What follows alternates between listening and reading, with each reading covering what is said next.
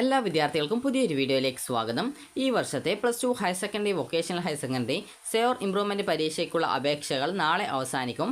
നാളെ എന്ന് പറയുമ്പോൾ മെയ് 27 വരെയാണ് ഈ ഒരു +2 vocational higher secondary say or improvement പരീക്ഷകൾക്കുള്ള അപേക്ഷകൾ സമർപ്പിക്കാനായിട്ട് സാധിക്കുക. ഇതിന് ശേഷം മെയ് 28 അതുപോലെ തന്നെ 29 തീയതികളിൽ നിങ്ങൾക്ക് 600 രൂപ ഫൈനോടുകൂടി അപേക്ഷ സമർപ്പിക്കാം. 600 രൂപ ഫൈൻ എന്ന് പറയുമ്പോൾ നിങ്ങൾക്ക് എത്ര രൂപയാണോ ഫീസ് വരുന്നത് ആ ഒരു ഫീസിനോടൊപ്പം എക്സ്ട്രാ ആയിട്ട് നിങ്ങൾ 600 രൂപ കൂടി ഫൈനായിട്ട് കൊടുക്കേണ്ടതായിട്ട് വരും. അതാണ് മെയ് 28 മുതൽ 29 വരെയുള്ള അപേക്ഷ. അപ്പോൾ അതുകൊണ്ട് തന്നെ മെയ് 27 തീയതികളിൽ തന്നെ നിങ്ങളുടെ അപേക്ഷ സമർപ്പിക്കാനായിട്ട് ശ്രദ്ധിക്കുക. അപ്പോൾ നിങ്ങൾ റെഗുലർ വിഭാഗത്തിലായിരുന്നാലും കമ്പാർട്ട്മെൻറ്റ് വിഭാഗത്തിലായിരുന്നാലും വിദ്യാർത്ഥികൾക്ക് ഈ ഒരു പരീക്ഷ എഴുതാവുന്നതാണ്. അപ്പോൾ വിദ്യാർത്ഥികൾക്ക് ആർക്കൊക്കെയാണ് ഇതിന് അപേക്ഷിക്കാൻ പറ്റുക എന്ന് ചോദിച്ചു കഴിഞ്ഞാൽ നിങ്ങൾ 2025 മാർച്ച് മാസത്തിൽ നടന്ന +1 കമ്പാർട്ട്മെൻറ്റ് വിഭാഗത്തിലോ അല്ലെങ്കിൽ +2 കമ്പാർട്ട്മെൻറ്റ് വിഭാഗത്തിലോ രജിസ്ട്രേഷൻ ചെയ്തിട്ടുണ്ടായിരിക്കണം. അല്ലെങ്കിൽ +2 റെഗുലർ വിഭാഗത്തിലോ പരീക്ഷയ്ക്ക് രജിസ്ട്രേഷൻ ചെയ്തിട്ടുണ്ടായിരിക്കണം. കമ്പാർട്ട്മെൻറ്റിൽ +1 വിദ്യാർത്ഥികൾക്ക് എങ്ങനെ അപേക്ഷിക്കാമെന്ന് ചോദിച്ചു കഴിഞ്ഞാൽ ആ വിഭാഗത്തിൻ്റെ പ്രത്യേകത ആ ഒരു വിദ്യാർത്ഥികൾ +1 സബ്ജക്റ്റ് രജിസ്ട്രേഷൻ ചെയ്താൽ ആ ഒരു സെയിം സബ്ജക്റ്റ് +2 കൂടി രജിസ്ട്രേഷൻ ചെയ്യപ്പെടും. അതുപോലെ +2 പരീക്ഷയ്ക്കാണ് രജിസ്ട്രേഷൻ ചെയ്യുന്നതെങ്കിൽ അവരുടെ ആ ഒരു സെയിം സബ്ജക്റ്റ് +1 പരീക്ഷ കൂടി രജിസ്ട്രേഷൻ ചെയ്യപ്പെടും. അതായത് ഏതെങ്കിലും ഒരു വർഷം കമ്പാർട്ട്മെൻറ്റ് വിഭാഗത്തിലുള്ള വിദ്യാർത്ഥി ഏതെങ്കിലും ഒരു സബ്ജക്റ്റ് രജിസ്ട്രേഷൻ ചെയ്താൽ ആ ഒരു സെയിം സബ്ജക്റ്റ് മറ്റേ വർഷത്തിലുള്ള പരീക്ഷ കൂടി രജിസ്ട്രേഷൻ ചെയ്യപ്പെടും. അപ്പോൾ അതുകൊണ്ടാണ് അവർക്ക് കൂടി അപ്ലൈ ചെയ്യാം എന്ന് പറയുന്നത്. കാരണം +1 ആ ഒരു സെയിം സബ്ജക്റ്റ് തന്നെ +2 കൂടി രജിസ്ട്രേഷൻ ചെയ്യപ്പെടുന്നത് കൊണ്ട് തന്നെ ആ ഒരു +2 രജിസ്ട്രേഷൻ ഉണ്ടാകും. അതുപോലെ തന്നെ +2 റെഗുലർ വിഭാഗം എന്നതുകൊണ്ട് ഉദ്ദേശിക്കുന്നത് ആദ്യമായിട്ട് +2 പരീക്ഷ രജിസ്ട്രേഷൻ ചെയ്ത് പരീക്ഷ എഴുതിയ വിദ്യാർത്ഥികളെയാണ് +2 റെഗുലർ എന്ന് പറയുന്നത്. അതുപോലെ +1 +2 കമ്പാർട്ട്മെൻറ്റ് എന്നതുകൊണ്ട് ഉദ്ദേശിക്കുന്നത് കമ്പാർട്ട്മെൻറ്റ് എന്ന് പറഞ്ഞാൽ +2 സേ പരീക്ഷയ്ക്ക് ശേഷവും ജയിക്കാൻ പറ്റാതിരിക്കുന്ന വിദ്യാർത്ഥികളാണ് കമ്പാർട്ട്മെൻറ്റ് വിഭാഗം വിദ്യാർത്ഥികൾ എന്ന് പറയുന്നത്. അപ്പോൾ അങ്ങനെയുള്ള വിദ്യാർത്ഥികളാണ് ഈ ഒരു കമ്പാർട്ട്മെൻറ്റ് എന്നതുകൊണ്ട് ഉദ്ദേശിക്കുന്നത്. അപ്പോൾ 2025 രജിസ്ട്രേഷൻ ഈ ഒരു +1 കമ്പാർട്ട്മെൻറ്റ്, +2 കമ്പാർട്ട്മെൻറ്റ് അല്ലെങ്കിൽ +2 റെഗുലർ വിഭാഗങ്ങളിലായിട്ട് രജിസ്ട്രേഷനുള്ള വിദ്യാർത്ഥികൾക്ക് ഈ ഒരു പരീക്ഷയ്ക്ക് രജിസ്ട്രേഷൻ ചെയ്യാൻ സാധിക്കുന്നതായിരിക്കും. അതുപോലെ തന്നെ വിദ്യാർത്ഥികൾക്ക് ഈ ഒരു +2 സേ പരീക്ഷയ്ക്കുള്ള ഫീസും കാര്യങ്ങളൊക്കെ നോക്കാം. അപ്പോൾ +2 സേ പരീക്ഷ കൊണ്ട് ഉദ്ദേശിക്കുന്നത് നിങ്ങൾക്ക് ഏതെങ്കിലും വിഷയത്തിന് TE മാർക്കായിട്ടുള്ള, അതായത് 2 വർഷത്തെ മാർക്ക് TE മാർക്ക് നോക്കിയിട്ടാണ്. ചില വിദ്യാർത്ഥികൾക്ക് ഗ്രേസ് മാർക്ക് ഉണ്ടാവും. അങ്ങനെയുള്ള വിദ്യാർത്ഥികളുടെ TE മാർക്കും അതുപോലെ GM എന്ന് പറഞ്ഞുകൊണ്ട് ഗ്രേസ് മാർക്ക് നിങ്ങളുടെ റിസൾട്ടിൽ ഉണ്ടാവും. അപ്പോൾ ഈ ഒരു മാർക്ക് നോക്കിയിട്ടാണ് ജയിച്ചിട്ടുണ്ടോ തോറ്റിട്ടുണ്ടോ എന്ന് മനസ്സിലാക്കുന്നത്. അപ്പോൾ നിങ്ങളുടെ ഗ്രാൻഡ് ടോട്ടലിലെ TE മാർക്കോ അതുപോലെ ഗ്രേസ് മാർക്കുള്ളവർ TE മാർക്കും ഗ്രേസ് മാർക്കും കൂട്ടുന്ന സമയത്ത് 60 മാർക്കിൻ്റെ സബ്ജക്റ്റിൽ 36, 80 മാർക്കിൻ്റെ സബ്ജക്റ്റിൽ 48 നിങ്ങൾക്ക് കിട്ടിയിട്ടുണ്ടായിരിക്കണം. ഇങ്ങനെ കിട്ടിയിട്ടില്ലെങ്കിൽ വിദ്യാർത്ഥികളെ ഒരു +2 സേ പരീക്ഷ നിർബന്ധമായിട്ടും എഴുതേണ്ടതാണ്. നിങ്ങൾക്ക് വേണമെങ്കിൽ 6 വിഷയത്തിൽ തോറ്റിട്ടുണ്ട്, അതായത് 6 വിഷയത്തിൽ ഒരു TE മാർക്ക് 36, 48 ഗ്രാൻഡ് ടോട്ടലിൽ നിങ്ങൾക്ക് കിട്ടിയിട്ടില്ല എങ്കിൽ നിങ്ങൾക്ക് 6 വിഷയം വേണമെങ്കിലും ഈ ഒരു സേ പരീക്ഷയ്ക്കായിട്ട് രജിസ്ട്രേഷൻ ചെയ്യാവുന്നതാണ്. അതുപോലെ തന്നെ സേ പരീക്ഷയ്ക്കുള്ള ഫീസ് എത്രയാണ് എന്നുള്ള കാര്യം നമുക്ക് നോക്കാം. അപ്പോൾ വിദ്യാർത്ഥികൾക്ക് ഈ ഒരു 36, 48 മാർക്ക് കിട്ടാതെ ഏതൊരു സബ്ജക്റ്റും നിങ്ങൾക്ക് പരീക്ഷ എഴുതാം. അതായത് 6 വിഷയം ഉണ്ടെങ്കിൽ 6 വിഷയം നിങ്ങൾക്ക് ഈ ഒരു സേ പരീക്ഷ എഴുതാവുന്നതാണ്. അത് നിങ്ങൾ റെഗുലർ വിഭാഗത്തിലായിരുന്നാലും കമ്പാർട്ട്മെൻറ്റ് വിഭാഗത്തിലുള്ള ഒരു വിദ്യാർത്ഥി ആയിരുന്നാലും നിങ്ങൾക്ക് രജിസ്ട്രേഷൻ ചെയ്യാൻ സാധിക്കുന്നതായിരിക്കും. അതുപോലെ തന്നെ വിദ്യാർത്ഥികൾക്ക് എത്ര രൂപയാണ് ഫീസ് വരിക എന്ന് നോക്കാം. അപ്പോൾ നിങ്ങൾ പ്രാക്ടിക്കൽ ഉള്ള സബ്ജക്റ്റാണ് എഴുതുന്നത് എങ്കിൽ നിങ്ങൾക്ക് 175 രൂപ പെർ സബ്ജക്റ്റാണ് ഫീസ് വരിക. അതായത് നിങ്ങളിപ്പോൾ പ്രാക്ടിക്കലുള്ള കെമിസ്ട്രി, ഫിസിക്സ്, അതുപോലെ ബയോളജി, അതുപോലെ മാത്സ്, അതുപോലെ വേറെ ഏതെങ്കിലും സബ്ജക്റ്റ് ഉണ്ടെങ്കിൽ ആ ഒരു പ്രാക്ടിക്കലുള്ള സബ്ജക്റ്റിന് 175 രൂപ പെർ സബ്ജക്റ്റാണ് ഫീസ് വരിക. പ്രാക്ടിക്കൽ ഇല്ലാത്ത സബ്ജക്റ്റ് ആണെങ്കിൽ 150 രൂപ പെർ സബ്ജക്റ്റാണ് ഫീസ് വരിക. അതുപോലെ തന്നെ ഇതിനോടൊപ്പം നിങ്ങൾ എത്ര സബ്ജക്റ്റ് എഴുതുന്നുണ്ടോ ആ ഒരു ടോട്ടൽ സബ്ജക്റ്റിൻ്റെ ആ ഒരു ഫീസിനോടൊപ്പം 40 രൂപ സർട്ടിഫിക്കറ്റ് ഫീസ് നിങ്ങൾ കൊടുക്കേണ്ടതായിട്ടുണ്ട്. ഇനി +2 ഒരു ഇമ്പ്രൂവ്മെൻറ്റ് പരീക്ഷയുടെ നോക്കാം. +2 ഇമ്പ്രൂവ്മെൻറ്റ് എന്ന് പറയുമ്പോൾ വിദ്യാർത്ഥികൾക്ക് ഏതൊക്കെ വിഷയങ്ങളാണോ നിങ്ങൾ ഈ ഒരു പരീക്ഷയ്ക്ക്, അതായത് +2 റെഗുലർ വിഭാഗത്തിലായിട്ട് +2 പരീക്ഷ ജയിച്ചിട്ടുള്ള വിദ്യാർത്ഥികൾക്കാണ് ഈ ഒരു ഇമ്പ്രൂവ്മെൻറ്റ് പരീക്ഷ എഴുതാൻ പറ്റുക. അപ്പോൾ +2 റെഗുലർ വിഭാഗം എന്ന് പറയുമ്പോൾ +2 പരീക്ഷയ്ക്ക് ആദ്യമായിട്ട് രജിസ്ട്രേഷൻ ചെയ്ത് +2 പരീക്ഷ എഴുതിയിട്ട് ജയിച്ചിട്ടുള്ള വിദ്യാർത്ഥികൾക്ക് മാത്രമേ ഏതെങ്കിലും ഒരു വിഷയം നിങ്ങൾക്ക് ഇമ്പ്രൂവ്മെൻറ്റ് ചെയ്യാൻ പറ്റത്തുള്ളൂ. ഒരു വിഷയം ഇമ്പ്രൂവ്മെൻറ്റ് ചെയ്യാനായിട്ട് 500 രൂപയാണ് ഫീസ് വരിക. ഇതോടൊപ്പം തന്നെ 40 രൂപ സർട്ടിഫിക്കറ്റ് ഫീസ് കൂടി നിങ്ങൾക്ക് ഇതിനോടൊപ്പം വരുന്നതായിരിക്കും.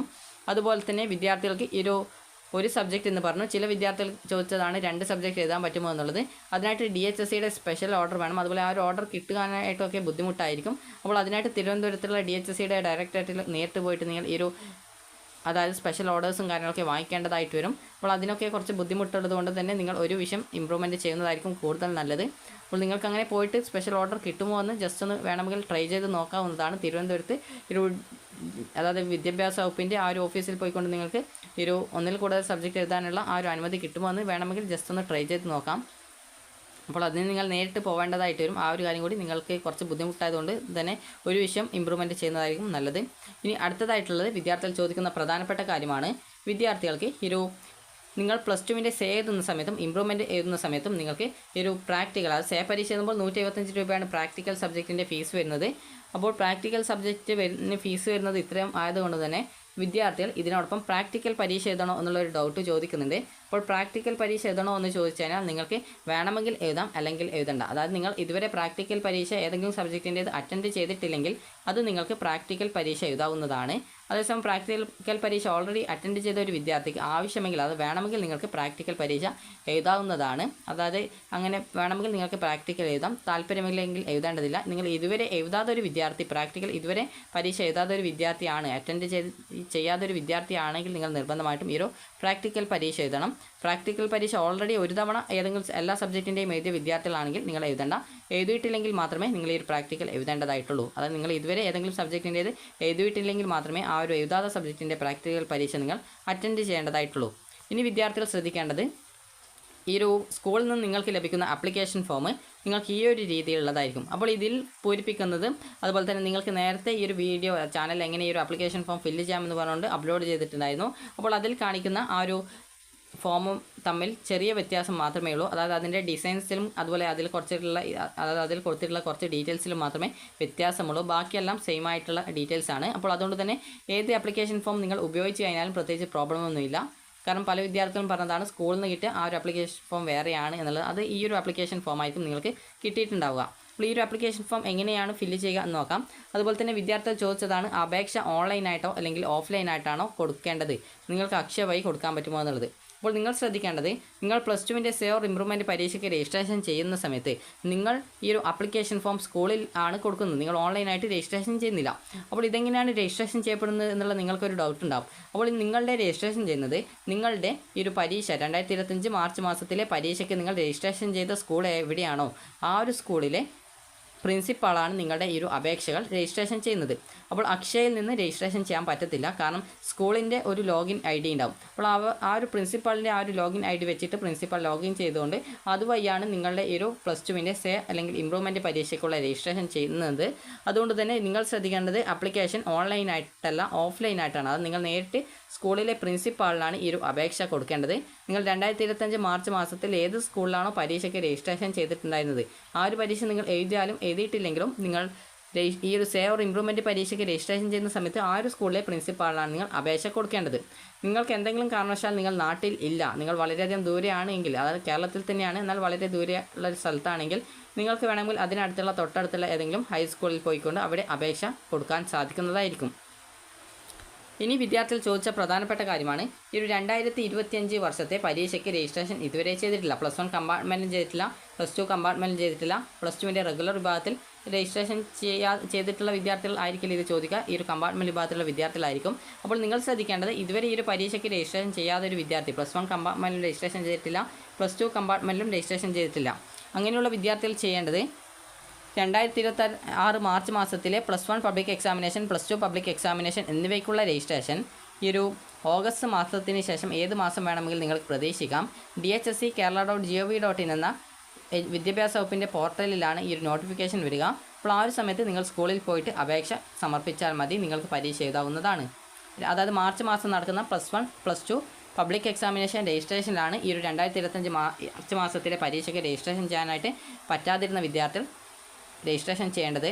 ഇപ്പോൾ 2025 മാർച്ച് മാസത്തിലെ പരീക്ഷയ്ക്ക് രജിസ്ട്രേഷൻ ചെയ്ത +1 കമ്പാർട്ട്മെൻറ്റൽ, +2 കമ്പാർട്ട്മെൻറ്റൽ, +2 റെഗുലർ വിഭാഗം വിദ്യാർത്ഥികൾക്ക് മാത്രമാണ് +2 സേ ഓർ ഇമ്പ്രൂവ്മെൻറ്റ് പരീക്ഷ എഴുതാനായിട്ട് പറ്റത്തുള്ളൂ. ആ ഒരു കാര്യം നിങ്ങൾ ശ്രദ്ധിക്കാം. അപ്പോൾ ആപ്ലിക്കേഷൻ ഫോം എങ്ങനെ ഫില്ല് ചെയ്യാം എന്നുള്ള കാര്യം നമുക്ക് നോക്കാം. അപ്പോൾ നിങ്ങൾക്ക് സ്കൂളിൽ നിന്ന് ഇതുപോലുള്ള ഒരു ആപ്ലിക്കേഷൻ ഫോം ആയിരിക്കും നിങ്ങൾക്ക് കിട്ടിയിട്ടുണ്ടാവുക. അപ്പോൾ ഫോം ഫില്ല് ചെയ്യാനായിട്ട് വളരെയധികം സിമ്പിളാണ്. വിദ്യാർത്ഥികൾ ചെയ്യേണ്ടത്, ഇവിടെ സെൻറ്റർ നെയിം എന്ന് പറഞ്ഞുകൊണ്ട് കൊടുത്തിട്ടുണ്ട്. സെൻറ്റർ നെയിം എന്നുള്ളിടത്ത് നിങ്ങൾ ചെയ്യേണ്ടത്, നിങ്ങളുടെ മുമ്പ് നിങ്ങൾ പരീക്ഷയ്ക്ക് രജിസ്ട്രേഷൻ ചെയ്തിട്ടുണ്ടായിരുന്നു, അത് നിങ്ങൾ മുമ്പ് പരീക്ഷ എഴുതിയിട്ടുണ്ടായിരുന്ന സ്കൂൾ ഏതാണോ ആ ഒരു സ്കൂളിൻ്റെ പേരും അതുപോലെ തന്നെ ആ ഒരു സ്കൂളിൻ്റെ കോഡാണ് രണ്ടാമതായിട്ട് കൊടുക്കേണ്ടത്. സെൻറ്റർ നെയിം എന്ന് പറയുമ്പോൾ നിങ്ങൾ മുമ്പ് +2വിൻ്റെ പരീക്ഷയ്ക്ക് രജിസ്ട്രേഷൻ ചെയ്യുന്ന സ്കൂൾ ഏതാണോ ആ ഒരു സ്കൂളിൻ്റെ പേരും അതുപോലെ തന്നെ സ്കൂളിൻ്റെ കോഡുമാണ് എഴുതേണ്ടത്. അടുത്തത് ഗ്രൂപ്പ് ഓഫ് എക്സാമിനേഷൻ എന്ന് പറഞ്ഞുകൊണ്ട് കൊടുത്തിട്ടുണ്ട്. ടിക്ക് ദ കറക്റ്റ്, അതായത് ഇതിൽ ഏതാണോ ശരി അത് കറക്റ്റ് ടിക്ക് ചെയ്യുക എന്നാണ് പറഞ്ഞിട്ടുള്ളത്. അപ്പോൾ ഇവിടെ നിങ്ങൾ സയൻസ് ആണെങ്കിൽ സയൻസ്, ഹ്യൂമാനിറ്റീസ് ആണെങ്കിൽ ഹ്യൂമാനിറ്റീസ്, കൊമേഴ്സ് ആണെങ്കിൽ കൊമേഴ്സ്, ടെക്നിക്കൽ ആണെങ്കിൽ ടെക്നിക്കൽ, ആർട്ട് എങ്കിൽ ആർട്ട്, ഏതാണോ എന്നനുസരിച്ച് ടിക്ക് ചെയ്ത് കൊടുക്കുക. അടുത്ത type of study, school going ആണോ, ഓപ്പൺ സ്കൂളാണോ, കമ്പാർട്ട്മെൻ്റ് ആണോ, സ്പെഷ്യൽ കാറ്റഗറി ആണോ എന്നാണ് ചോദിക്കുന്നത്. നിങ്ങൾ നിലവിൽ +2 റെഗുലർ വിഭാഗത്തിൽ ആദ്യമായിട്ട് +2 പരീക്ഷയ്ക്ക് രജിസ്ട്രേഷൻ ചെയ്ത് പരീക്ഷ എഴുതിയ +2 സേവർ ഇംപ്രൂവ്മെൻറ്റ് പരീക്ഷയ്ക്ക് രജിസ്ട്രേഷൻ ചെയ്യുന്ന വിദ്യാർത്ഥികളാണെങ്കിൽ സ്കൂൾ ഗോയിങ് ആണ് ടിക്ക് ചെയ്യേണ്ടത്. അതുപോലെ ഓപ്പൺ സ്കൂൾ ആണെങ്കിൽ അതാണ് ടിക്ക് ചെയ്യേണ്ടത്. നിങ്ങൾ ഓൾറെഡി +2 കഴിഞ്ഞ വർഷം അല്ലെങ്കിൽ മുൻ വർഷങ്ങളിലായിട്ടോ വിദ്യാർത്ഥികൾ +2 പരീക്ഷ എഴുതി ജയിക്കാതിരിക്കുന്ന വിദ്യാർത്ഥികൾ ഇപ്പോൾ മാർച്ചിൽ 2025 പരീക്ഷയ്ക്ക് രജിസ്ട്രേഷൻ ചെയ്തു, അതും ഫെയിൽഡ് ആയിട്ടുള്ള വിദ്യാർത്ഥികളാണെങ്കിൽ കമ്പാർട്ട്മെൻറ്റിലാണ് ടിക്ക് ചെയ്യേണ്ടത്. അതുപോലെ തന്നെ സ്പെഷ്യൽ കാറ്റഗറി വിദ്യാർത്ഥികൾ അതാണ് ടിക്ക് ചെയ്യേണ്ടത്. അടുത്തത് admission or open school registration number എന്നാണ്. നിങ്ങളുടെ ഡയറി ഉണ്ടാവും സ്കൂളിൽ നിന്ന് കിട്ടിയത്. അപ്പോൾ അതിൽ കൃത്യമായിട്ട് നിങ്ങളുടെ അഡ്മിഷൻ നമ്പർ അല്ലെങ്കിൽ ഓപ്പൺ സ്കൂൾ രജിസ്ട്രേഷൻ നമ്പർ കൊടുത്തിട്ടുണ്ടാവും. അപ്പോൾ അത് കൃത്യമായിട്ട് എന്താണെന്ന് ടൈപ്പ് അതായത് അവിടെ എഴുതുക. അടുത്തത് ഇയർ ഓഫ് അഡ്മിഷൻ ആണ്. നിങ്ങൾ ഇപ്പോൾ ഏത് വർഷമാണ് +1 അഡ്മിഷൻ നേടിയത് ആ ഒരു ഇയറാണ് അവിടെ രേഖപ്പെടുത്തേണ്ടത്. അടുത്തത് details of last higher secondary examination appeared for supplementary candidates only. അതായത് നിങ്ങൾ ഏറ്റവും അവസാനമായിട്ട് പരീക്ഷ രജിസ്ട്രേഷൻ ചെയ്ത സ്കൂൾ ഏതാണോ എന്നാണ് രജിസ്ട്രേഷൻ്റെ ആ ഒരു ഡീറ്റെയിൽസ് ആണ് ചോദിച്ചിട്ടുള്ളത്. അപ്പോൾ നിങ്ങളുടെ +2ൻ്റെ രജിസ്ട്രേഷൻ നമ്പർ, അതുപോലെ തന്നെ ഇയർ, അതുപോലെ തന്നെ മന്ത് എന്നിവ എഴുതുക. അതുപോലെ നിങ്ങൾ കമ്പാർട്ട്മെൻറ്റ് വിഭാഗത്തിൽ +1 പരീക്ഷ എഴുതിയ വിദ്യാർത്ഥികളാണെങ്കിൽ അതിൻ്റെ ആ ഒരു രജിസ്ട്രേഷൻ നമ്പർ നിങ്ങൾ എഴുതുക. അപ്പോൾ രജിസ്ട്രേഷൻ നമ്പറും ഇയറും മന്തും കൃത്യമായിട്ട് രേഖപ്പെടുത്തുക. അപ്പോൾ മന്ത് എന്ന് പറയുമ്പോൾ മാർച്ചാണ്, ഇയർ എന്ന് പറയുമ്പോൾ 2025 ആയിരിക്കും. അപ്പോൾ അത് കൃത്യമായിട്ട് നിങ്ങൾ രേഖപ്പെടുത്തുക. അടുത്തത് register number, month and year of passing SSLC എന്നാണ് ചോദിച്ചിട്ടുള്ളത്. അപ്പോൾ നിങ്ങൾ ആദ്യം ഇവിടെ നിങ്ങളുടെ SSLCയുടെ രജിസ്റ്റർ നമ്പർ എഴുതുക. ഏത് മാസമായിരുന്നു SSLC പാസ്സായത് അത് ഇവിടെ എഴുതുക. ഏത് വർഷമാണ് SSLC പാസ്സായത് അത് ഇവിടെ എഴുതുക. അടുത്തത് നിങ്ങളുടെ നെയിമാണ് ചോദിച്ചിട്ടുള്ളത്. അപ്പോൾ നിങ്ങൾ ഇംഗ്ലീഷിലും മലയാളത്തിലും എഴുതേണ്ടതായിട്ടുണ്ട്. ഇംഗ്ലീഷിലാണെങ്കിൽ ഇവിടെ ക്യാപിറ്റൽ ലെറ്ററിലാണ് എഴുതേണ്ടത്. നിങ്ങളുടെ പേരിപ്പോൾ അമൽ എന്നാണെങ്കിൽ ജസ്റ്റ് ഈ ഒരു രീതിയിൽ എന്താണെന്ന് എഴുതുക. അതുപോലെ തന്നെ ഇനീഷ്യൽ എന്താണോ അതും കൃത്യമായിട്ട് എഴുതുക. അതുപോലെ തന്നെ മലയാളത്തിൽ എന്താണോ നിങ്ങളുടെ പേര് അത് കൃത്യമായിട്ട് മലയാളത്തിൽ എഴുതി വെക്കുക. അതിനുശേഷം ഇവിടെ നിങ്ങളുടെ ജെൻഡർ 10ാമതായിട്ട് ചോദിക്കേണ്ടത് നിങ്ങൾ മെയിലാണോ ഫീമെയിലാണോ എന്നാണ്. അതേതാണ് ടിക്ക് ചെയ്ത് കൊടുക്കുക. അതുപോലെ 11ാമത്തേത് റിലീജിയൻ എന്താണെന്ന് ചോദിക്കേണ്ടത് അത് എഴുതി കൊടുക്കുക. അതുപോലെ തന്നെ കാസ്റ്റ് ഏതാണെന്ന് ചോദിക്കേണ്ടത്. അടുത്തത് 13ാമത്തായിട്ടുള്ളത് whether belong to SC ST OBC OEC other, നിങ്ങൾ ഏതാണോ അതനുസരിച്ച് ടിക്ക് ചെയ്ത് കൊടുക്കുക. അടുത്തത് 14ാമത്തെയാണ് date of birth in figure എന്നാണ് കൊടുത്തിട്ടുള്ളത്. അതുപോലെ ഇൻ വേർഡ്സും കൊടുത്തിട്ടുണ്ട്. അപ്പോൾ നിങ്ങളിപ്പോൾ ഒരു ഉദാഹരണത്തിന് ജനിച്ചത് അതായത് 3/1/2007 ആണെന്ന് വിചാരിക്കാം. അപ്പോൾ ഇങ്ങനെയെങ്കിൽ നിങ്ങൾക്ക് ഇത് എന്താണ് അതായത് എഴുതേണ്ടത് എന്നുള്ളത് കൃത്യമായിട്ട് ആ ഒരു വേർഡ്സിൽ കൂടി എഴുതുക. വേർഡ്സ് എന്ന് പറയുമ്പോൾ ഇവിടെ 3 വന്നിട്ടുള്ളത്. അപ്പോൾ 3, അതുപോലെ തന്നെ 1, അതുപോലെ തന്നെ ഇവിടെ 2007 എന്നാണ് കൊടുത്തിട്ടുള്ളത്. അപ്പോൾ നിങ്ങളുടെ ആ ഒരു ജനിച്ച വർഷം ഏതാണ്, അപ്പോൾ ഇത് 2007 എന്ന് എഴുതാം, അല്ലെങ്കിൽ 2007 എന്ന് എഴുതാം. അപ്പോൾ 2007 എന്ന് എഴുതുക. അതായത് ഓരോ അക്കം എന്താണെന്ന് കൃത്യമായിട്ട് അക്കം എന്താണെന്നുള്ളത് മനസ്സിലാകുന്ന രീതിയിൽ എഴുതുക. അതായത് അക്കം എന്ന് പറയുമ്പോൾ 200A എന്നുള്ളതാണ്. അപ്പോൾ ആ ഒരു രീതിയിൽ നിങ്ങൾക്ക് എഴുതുക. ഇത് കൃത്യമായിട്ട് അതായത് ഈ ഒരു വരിയിൽ ഫുള്ളായിട്ട് കൊള്ളണമെന്നില്ല. അതുകൊണ്ട് തന്നെ ജസ്റ്റ് ഈ ഒരു സ്പേസിൽ നിങ്ങൾക്ക് എഴുതാവുന്നതാണ്. അടുത്തതായിട്ടുള്ളത് ഇവിടെ നിങ്ങളുടെ ഒരു പാസ്പോർട്ട് സൈസ് ഫോട്ടോ ഒട്ടിക്കണം. അപ്പോൾ പാസ്പോർട്ട് സൈസ് ഫോട്ടോയിൽ നിങ്ങൾ കൃത്യമായിട്ട് അത് നോക്കിയാൽ നിങ്ങൾ തന്നെയാണെന്ന് തിരിയുന്ന തരത്തിലുള്ള ഫോട്ടോ ആയിരിക്കണം. അപ്പോൾ അതുകൊണ്ട് തന്നെ കൃത്യമായിട്ട് നിങ്ങളുടെ ഒരു പാസ്പോർട്ട് സൈസ് ഫോട്ടോ ഒട്ടിക്കുക. അവിടെ ആ പ്രിൻസിപ്പൾ അറ്റസ്റ്റ് ചെയ്യുന്നതായിരിക്കും. നിങ്ങൾ ആപ്ലിക്കേഷൻ കൊടുക്കുന്ന സമയത്ത് പ്രിൻസിപ്പൾ അത് വാങ്ങി നിങ്ങളുടെ ഫോട്ടോവും ആപ്ലിക്കേഷനൊക്കെ പരിശോധിച്ച് ജസ്റ്റ് ആ ഒരു ഫോട്ടോ അറ്റസ്റ്റ് ചെയ്യുന്നതായിരിക്കും. ഇനി അടുത്തതായിട്ടുള്ളത് ഇവിടെ സബ്ജക്റ്റ് അപ്പിയറിംഗ് നൗ എന്ന് പറഞ്ഞുകൊണ്ട് കൊടുത്തിട്ടുണ്ട്. നിങ്ങൾ ഏതൊക്കെ വിഷയങ്ങളാണോ പരീക്ഷ അല്ലെങ്കിൽ ഇംപ്രൂവ്മെൻറ്റ് പരീക്ഷ എന്നത് അതിൻ്റെ ഡീറ്റെയിൽസ് ആണ് ചോദിച്ചുള്ളത്. ഇതിൽ പാർട്ട് 1 ഇംഗ്ലീഷാണ്, പാർട്ട് 2 എന്ന് പറയുന്നത് സെക്കൻഡ് ലാംഗ്വേജ് ആണ്, അതുപോലെ തന്നെ പാർട്ട് 3 എന്ന് പറയുമ്പോൾ ബാക്കിയുള്ള സബ്ജക്റ്റുകളാണ്. അപ്പോൾ ഞാനിപ്പോൾ ഫിസിക്സും കെമിസ്ട്രിയുമാണ് എഴുതുന്നതെങ്കിൽ ഇവിടെ പാർട്ട് 3യിലാണ് അത് വരിക. ഓപ്ഷൻ 1 ആണ് ഈ ഫിസിക്സ് കൊടുക്കുന്നത്. അതുപോലെ തന്നെ കെമിസ്ട്രിയാണ് ഓപ്ഷൻ 2ൽ കൊടുക്കുന്നത്. അതുപോലെ ഇതിൻ്റെ പ്രാക്ടിക്കൽ കൂടി നിങ്ങൾ എഴുതുന്നുണ്ടെങ്കിൽ നിങ്ങൾക്ക് തിയറി ആൻഡ് പ്രാക്ടിക്കൽ നിങ്ങൾക്ക് വേണമെങ്കിൽ ബ്രാക്കറ്റിൽ എഴുതാവുന്നതാണ്.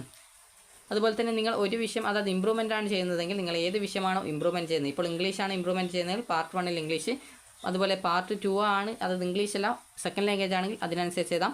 ബാക്കിയുള്ള സബ്ജക്റ്റ് ആണെങ്കിൽ നിങ്ങൾക്ക് പാർട്ട് 3ൽ എഴുതാം. അതായത് നിങ്ങൾക്ക് 6 വിഷയം നിങ്ങൾ പരീക്ഷ എഴുതുന്നുണ്ടെങ്കിൽ അതിൻ്റെ ഡീറ്റെയിൽസ് 6 കോളത്തിലും കൊടുക്കാവുന്നതാണ്.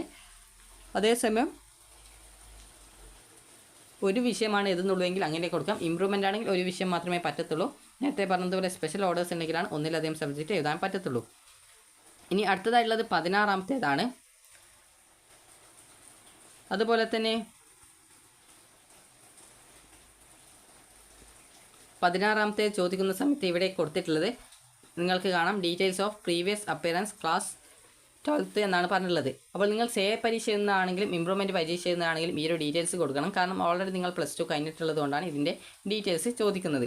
അപ്പോൾ ഇവിടെ പാർട്ട് 1 എന്നിടത്ത് ഇംഗ്ലീഷാണ്, പാർട്ട് 2 എന്ന് പറയുന്നത് ബാക്കി സെക്കൻഡ് ലാംഗ്വേജ് ആണ്, പാർട്ട് 3 എന്ന് പറയുമ്പോൾ ബാക്കി ലാംഗ്വേജസ് ആണ്. ഞാനിപ്പോൾ ഫിസിക്സും കെമിസ്ട്രിയും ആയതുകൊണ്ട് ജസ്റ്റ് ഫിസിക്സ് ഇവിടെയല്ല എഴുതേണ്ടത്, ഇവിടെ രജിസ്റ്റർ നമ്പറാണ് എഴുതേണ്ടത്. ഇവിടെ നിങ്ങളുടെ ആ ഒരു സമയത്ത് അത് നിങ്ങൾ ഈ ഒരു മാർച്ച് മാസത്തിൽ നിങ്ങളുടെ രജിസ്റ്റർ നമ്പർ എന്താണോ അതാണ് കൃത്യമായിട്ട് എഴുതേണ്ടത്. അതുപോലെ തന്നെ മന്ത് ആൻഡ് ഇയർ എന്നുള്ളിടത്ത് ഞാനിപ്പോൾ മാർച്ചിലാണ് പരീക്ഷ എഴുതുള്ളതുകൊണ്ട് മാർച്ച് 2025 എന്ന് എഴുതുന്നു. ഈ 2 കോളത്തിലും കൃത്യമായിട്ട് എഴുതുന്നു. അതുപോലെ തന്നെ സബ്ജക്റ്റ് എന്ന് പറയുമ്പോൾ ഫിസിക്സ് കെമിസ്ട്രി ആണ്, ഇപ്പോൾ ഇത് കൃത്യമായിട്ട് എഴുതുന്നു.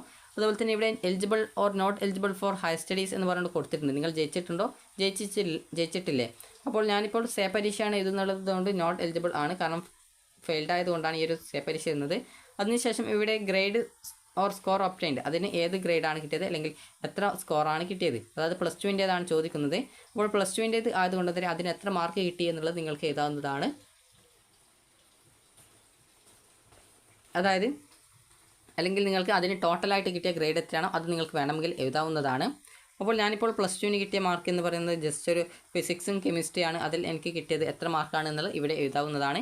ചില വിദ്യാർത്ഥികൾക്ക് ഇപ്പോൾ +1 സബ്ജക്റ്റ് ആയിരിക്കും തോറ്റിട്ടുണ്ടാവും, +2 ജയിച്ചിട്ടുണ്ടാവും. ചില വിദ്യാർത്ഥികൾ +2 ആയിരിക്കും തോറ്റിട്ടുണ്ടാവും. അപ്പോൾ അങ്ങനെയുള്ള വിദ്യാർത്ഥികൾ ഈ ഒരു +2ൻ്റെ മാർക്ക് ഡീറ്റെയിൽസും അതുപോലെ +1 തോറ്റ വിദ്യാർത്ഥികളായിരുന്നാൽ +2ൻ്റെ ആ ഒരു മാർക്ക് ഡീറ്റെയിൽസുമാണ് കൊടുക്കേണ്ടത്. അതിന് പകരം നിങ്ങൾക്ക് അതിൻ്റെ ഗ്രേഡ് കൊടുക്കാവുന്നതാണ്. ഏത് ഗ്രേഡാണ് നിങ്ങൾക്ക് കിട്ടിയുള്ളത് അത് കൊടുക്കാവുന്നതാണ്. ചില വിദ്യാർത്ഥികൾക്ക് C+ ആയിരിക്കും, ചില വിദ്യാർത്ഥികൾക്ക് C ആയിരിക്കും, ചില വിദ്യാർത്ഥികൾക്ക് D+ ആയിരിക്കും. അതായത് TE മാർക്ക് 36, 48 കിട്ടാത്തത് കാരണമുള്ള പ്രോബ്ലം കൊണ്ടായിരിക്കും ഫെയിൽഡ് ആയിട്ടുണ്ടാവുക, അല്ലെങ്കിൽ ഈ ഒരു ഗ്രേഡുകൾ കിട്ടിയിട്ടും ഫെയിൽഡ് ആവാനുള്ള സാധ്യത ഉണ്ടാവുക. അപ്പോൾ നിങ്ങൾക്ക് അതിൻ്റെ ഗ്രേഡ് ഏതായിരുന്നോ അത് കൃത്യമായിട്ട് രേഖപ്പെടുത്തുക. ഇനിയിപ്പോൾ നിങ്ങൾ ജയിച്ചൊരു വിദ്യാർത്ഥി ഒരു വിഷയം ഇമ്പ്രൂവ്മെൻ്റ് ആണ് ചെയ്യുന്നതെന്ന് വിചാരിക്കാം. ഇപ്പോൾ ഞാനിപ്പോൾ ഒരു വിദ്യാർത്ഥി ജയിച്ചത് ഇംഗ്ലീഷാണ്, ആ ഒരു മാർക്ക് ഇമ്പ്രൂവ്മെൻറ്റ് ചെയ്യാനായിട്ട് ഉദ്ദേശിക്കുന്നു. അപ്പോൾ അങ്ങനെയെങ്കിൽ അതിൻ്റെ രജിസ്റ്റർ നമ്പർ, അതുപോലെ മാർച്ച് 2025, അതുപോലെ തന്നെ ഇംഗ്ലീഷ്, അതുപോലെ തന്നെ ഇവിടെ എലിജിബിൾ അതായത് ജയിച്ചിട്ടുണ്ട്, അതുപോലെ തന്നെ അതിൻ്റെ ഗ്രേഡ് ഓർ സ്കോർ ഒബ്റ്റൈൻഡ്, നിങ്ങൾക്ക് എത്രയായിരുന്നോ +2ന് സ്കോർ കിട്ടിയിരുന്നത് മാർക്ക് കിട്ടിയിട്ടുണ്ടായിരുന്നത് അത് കൃത്യമായിട്ട് അവിടെ എഴുതുക.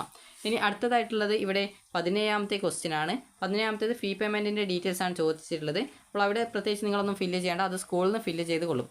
അടുത്തതായിട്ടുള്ളത് 18ാമത്തേതാണ്. നിങ്ങൾക്ക് SC/ST ഡിപ്പാർട്ട്മെൻറ്റിൽ നിന്ന് വല്ല ആനുകൂല്യം കിട്ടുന്നുണ്ടോ, അതായത് ഫീ കൺസെഷൻ അല്ലെങ്കിൽ എഡ്യൂക്കേഷൻ കൺസെഷൻ കിട്ടുന്നുണ്ടോ എന്നാണ് ചോദിക്കുന്നത്. ഉണ്ടെങ്കിൽ യെസ് എന്നും ഇല്ലെങ്കിൽ നോ എന്നും ടിക്ക് ചെയ്ത് കൊടുക്കാം. അടുത്തതായിട്ട് 19ാമത്തേത് in the case of SC/ST and OBC or OEC students, അത് നിങ്ങൾ SC ആണോ ST ആണോ OBC ആണോ OEC ആണോ ഈ ഒരു വിഭാഗത്തിൽപ്പെട്ട വിദ്യാർത്ഥികൾ ആണെങ്കിൽ നിങ്ങൾക്ക് ഇത് ആദ്യമായിട്ടാണ് ഈ ഒരു പരീക്ഷ എന്നത് അല്ലെങ്കിൽ സെക്കൻഡ് ടൈമിലാണോ പരീക്ഷ എന്നത് എന്നാണ് ചോദിക്കുന്നത്. ഫസ്റ്റ് ടൈം എന്ന് പറയുമ്പോൾ +1 പരീക്ഷയാണ്, സെക്കൻഡ് ടൈം എന്ന് പറയുമ്പോൾ +2ൻ്റെ പരീക്ഷയാണ് എഴുതുന്നത്. അപ്പോൾ അതുകൊണ്ട് തന്നെ നിങ്ങൾക്ക് സെക്കൻഡ് ടൈം ആയിരിക്കും. അപ്പോൾ അതുകൊണ്ട് തന്നെ നിങ്ങൾ സെക്കൻഡ് ടൈം, നിങ്ങൾ ഈ ഒരു റെഗുലർ ആയിരുന്നാലും കമ്പാർട്ട്മെൻറ്റിലായിരുന്നാലും സെക്കൻഡ് ടൈം എന്നുള്ളത് എഴുതുക. കാരണം higher secondary already second time ഒക്കെ കഴിഞ്ഞ് തേർഡ് ടൈമിലേക്ക് പരീക്ഷ എഴുതാനായിട്ട് പോകുന്ന വിദ്യാർത്ഥികളാണ്. അപ്പോൾ അതുകൊണ്ട് തന്നെ നിങ്ങൾ ആ ഒരു സെക്കൻഡ് എന്നുള്ളത് എഴുതുക. അതിനുശേഷം 20ാമത്തേത് ഈ സെക്കൻഡ് എന്നാണ് കൊടുത്തിട്ടുള്ളതെങ്കിൽ state whether it is within a continuous period of 2 years എന്നാണ് ചോദിക്കുന്നത്. കണ്ടിന്യൂസ് പീരീഡ് ഓഫ് 2 years എന്നതുകൊണ്ട് ഉദ്ദേശിക്കുന്നത് നിങ്ങളിപ്പോൾ റെഗുലർ വിഭാഗത്തിൽ +2 ഇമ്പ്രൂവ്മെൻറ്റ് അല്ലെങ്കിൽ സേ പരീക്ഷ എന്ന വിദ്യാർത്ഥികൾ ആണെങ്കിൽ അവർ യെസ് എന്ന് കൊടുക്കുക, അതായത് യെസ് എന്ന് കൊടുക്കുക. അതുപോലെ തന്നെ നിങ്ങൾ കമ്പാർട്ട്മെൻറ്റ് വിഭാഗത്തിലുള്ള വിദ്യാർത്ഥികൾ ആണെങ്കിൽ നോ എന്ന് കൊടുക്കുക. കാരണം കണ്ടിന്യൂസ് പീരീഡ് എന്ന് പറയുമ്പോൾ ഈ ഒരു +2 പരീക്ഷയ്ക്ക് ശേഷം ആദ്യമായിട്ടാണ് +2 സേ പരീക്ഷ വരുന്നത്. അപ്പോൾ അങ്ങനെയുള്ള സാഹചര്യത്തിൽ അവർ കണ്ടിന്യൂസ് പീരീഡ് ആയിരിക്കും. അതേസമയം നിങ്ങൾ ഓൾറെഡി +2ൻ്റെ സേ പരീക്ഷ എഴുതി അതിനുശേഷം ഫെയിൽഡായി, പിന്നീട് ഈ വർഷം വീണ്ടും +2ൻ്റെ അല്ലെങ്കിൽ +1ൻ്റെ പരീക്ഷയ്ക്ക് രജിസ്ട്രേഷൻ ചെയ്തു, ആ ഒരു പരീക്ഷയും തോറ്റു, വീണ്ടും +2ൻ്റെ സേ അല്ലെങ്കിൽ ഇമ്പ്രൂവ്മെൻറ്റ് പരീക്ഷ എഴുതുന്നു. അപ്പോൾ അങ്ങനെയെങ്കിൽ വിദ്യാർത്ഥികൾ ഒരു നോ എന്നാണ് ഇവിടെ കൊടുക്കേണ്ടത്. അടുത്തതായിട്ടുള്ളത് നിങ്ങളുടെ സിഗ്നേച്ചറാണ്. അപ്പോൾ ഇവിടെ നിങ്ങളുടെ പേരും സിഗ്നേച്ചറും ഇടുക, അതുപോലെ തന്നെ ഇവിടെ നിങ്ങളുടെ ഫാദറിൻ്റെ പേരും സിഗ്നേച്ചറും ഇടുക. ഇത്ര മാത്രമാണ് ഇതിൽ ഫില്ല് ചെയ്യാനായിട്ടുള്ളൂ. ബാക്കിയൊക്കെ സ്കൂളിൽ നിന്നാണ് ഫില്ല് ചെയ്യുക. അതായത് ഓഫീസ് വർക്കിൻ്റെ ആ ഒരു ബാക്കി ഡീറ്റെയിൽസാണ് അതിൽ ഉള്ളത്. അതുപോലെ തന്നെ ഇതിനോടൊപ്പം അപേക്ഷിക്കുന്ന സമയത്ത് വിദ്യാർത്ഥികൾ കൊടുക്കേണ്ട ഡോക്യുമെൻറ്റ്സ് എന്ന് പറയുന്നത് നിങ്ങളുടെ SSLC സർട്ടിഫിക്കറ്റിൻ്റേത് വേണ്ട, അതായത് നിങ്ങളുടെ ഒരു ആപ്ലിക്കേഷൻ ഫോമിൻ്റെ പ്രിൻ്റ് ഔട്ടാണ്. ആ ഒരു പ്രിൻ്റ് ഔട്ട് ഡൗൺലോഡ് ചെയ്യാനുള്ള ലിങ്ക് വീഡിയോയുടെ താഴെ ഡിസ്ക്രിപ്ഷനിൽ കൊടുത്തിട്ടുണ്ട്. അപ്പോൾ ഇത് നിങ്ങൾ പ്രിൻ്റ് എടുത്ത് നിങ്ങളുടെ പാരൻസിൻ്റെ സിഗ്നേച്ചർ വാങ്ങിക്കുക. അതിനുശേഷം പെട്ടെന്ന് തന്നെ നാളെ തന്നെ സ്കൂളിൽ പോയിട്ട് ഈ ഒരു ആപ്ലിക്കേഷൻ കൊടുക്കാനായിട്ട് ശ്രദ്ധിക്കുക. അതുപോലെ തന്നെ നിങ്ങളുടെ ഒരു ഫോട്ടോ, പാസ്പോർട്ട് സൈസ് ഫോട്ടോ വേണം ഇതിലൊട്ടിക്കാനായിട്ട്. അതുപോലെ തന്നെ ഫീസ് വേണം. ഫീസ് എന്ന് പറയുമ്പോൾ നിങ്ങൾക്കറിയാം ഇമ്പ്രൂവ്മെൻറ്റ് പരീക്ഷയാണെങ്കിൽ +2 ജയിച്ച വിദ്യാർത്ഥികൾക്ക്, അതായത് റെഗുലർ വിഭാഗം വിദ്യാർത്ഥികൾക്കാണ് 500 രൂപയാണ് പെർ സബ്ജക്റ്റ് ഫീസ് വരുന്നത്. അതുപോലെ 40 രൂപ സർട്ടിഫിക്കറ്റ് ഫീസുമാണ് വരുന്നത്. സേ പരീക്ഷയാണെങ്കിൽ നിങ്ങൾ ഈ ഒരു തിയറി പേപ്പറാണ് എത്തുന്നതെങ്കിൽ 150 രൂപ പെർ സബ്ജക്റ്റാണ് വരിക. പ്രാക്ടിക്കലുള്ള സബ്ജക്റ്റാണ് പരീക്ഷ എന്നെങ്കിൽ 175 രൂപയാണ്. അതുപോലെ തന്നെ ഇതിനോടൊപ്പം 40 രൂപയാണ് സർട്ടിഫിക്കറ്റ് ഫീസ് വരിക. നിങ്ങൾ പ്രാക്ടിക്കൽ എഴുതുന്നുണ്ടെങ്കിലും എഴുതുന്നില്ലെങ്കിലും 175 രൂപയാണ് പ്രാക്ടിക്കൽ സബ്ജക്റ്റിന് വരുന്നത്. ആവശ്യമുള്ള വിദ്യാർത്ഥികൾ മാത്രം പ്രാക്ടിക്കൽ എഴുതിയാൽ മതി. ഇതുവരെ പ്രാക്ടിക്കൽ പരീക്ഷ എഴുതാതെ വിദ്യാർത്ഥികളാണെങ്കിൽ പ്രാക്ടിക്കൽ പരീക്ഷ എഴുതണം. അതേസമയം നിങ്ങൾ ഓൾറെഡി പ്രാക്ടിക്കൽ പരീക്ഷ ഒരു തവണ എഴുതിയ വിദ്യാർത്ഥികളാണ്, എല്ലാ സബ്ജക്റ്റിൻ്റെയും എഴുതിയിട്ടുണ്ടെങ്കിൽ നിങ്ങൾ ഈ ഒരു പ്രാക്ടിക്കൽ എഴുതേണ്ടതില്ല. എന്നാൽ ഇതുവരെ ഏതെങ്കിലും സബ്ജക്റ്റിൻ്റെ പ്രാക്ടിക്കൽ എഴുതാതെ വിദ്യാർത്ഥികൾ ഉണ്ടെങ്കിൽ നിർബന്ധമായിട്ടും ആ ഒരു സബ്ജക്റ്റിന് രജിസ്ട്രേഷൻ ചെയ്ത് പ്രാക്ടിക്കൽ പരീക്ഷ എഴുതേണ്ടതാണ്. അപ്പോൾ ഇത്രയുമാണ് ഇതിൻ്റെ ഫീസ് വരുന്നത്. ഇതോടൊപ്പം +2 റിസൾട്ടിൻ്റെ ഒരു പ്രിൻ്റ് ഔട്ട് കൂടി വിദ്യാർത്ഥികൾ കൊടുക്കേണ്ടതാണ്. അപ്പോൾ വിദ്യാർത്ഥികൾക്ക് ഈ ഒരു കാര്യങ്ങളൊക്കെ മനസ്സിലായിട്ടുണ്ടാകും. ഒന്നാമത്തേത് ആപ്ലിക്കേഷൻ ഫോം, അതുപോലെ തന്നെ ഇതിൽ ഒട്ടിക്കാനുള്ള പാസ്പോർട്ട് സൈസ് ഫോട്ടോ, അതുപോലെ തന്നെ ആപ്ലിക്കേഷൻ ഫീസ്, അതുപോലെ തന്നെ വിദ്യാർത്ഥികൾക്ക് നിങ്ങളുടെ +2 റിസൾട്ടിൻ്റെ ആ ഒരു പ്രിൻ്റ് ഔട്ട്, ഇത്രയുമാണ് ഈ ഒരു അപേക്ഷ സമർപ്പിക്കാനായിട്ട് വേണ്ടത്. അപ്പോൾ നാളെ തന്നെ ഈ ഒരു അപേക്ഷ കൊടുക്കുക. കാരണം നാളെ കഴിഞ്ഞാൽ ഈ ഒരു മെയ് 28, 29 തീയതികളിൽ അപേക്ഷിക്കുമ്പോൾ നിങ്ങൾ ഈ ഒരു ആകെ ഫീസിൻ്റെ കൂടെ 600 രൂപ ഫൈന് കൂടി കൊടുക്കേണ്ടതായിട്ട് വരുന്നതാണ്. അപ്പോൾ വിദ്യാർത്ഥികൾക്ക് ഈ ഒരു വീഡിയോ ഉപകാരപ്രദമായിട്ടുണ്ടെങ്കിൽ ലൈക്ക് ചെയ്യുക, ഷെയർ ചെയ്യുക. Thank you for watching.